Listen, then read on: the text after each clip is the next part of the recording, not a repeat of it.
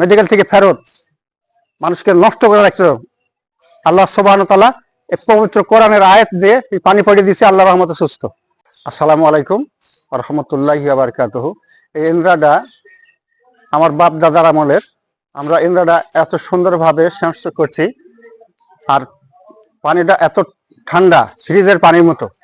যখন খরানি হয়, মানে 17 হাত নিচে নামে যায়, যখন বর্ষা আসে তখন আপনার 10 হাত 5 হাত নিচে চলে আসে, উপরে চলে আসে পানি।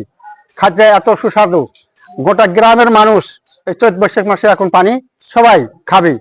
এবং অসুস্থ মানুষ, অনেক মানুষ আছে অসুস্থ, ইন্দ্রার পানিতে আল্লাহর কালাম দিয়ে পড়িয়ে দিলে পারে কাজ হয়ে যায়।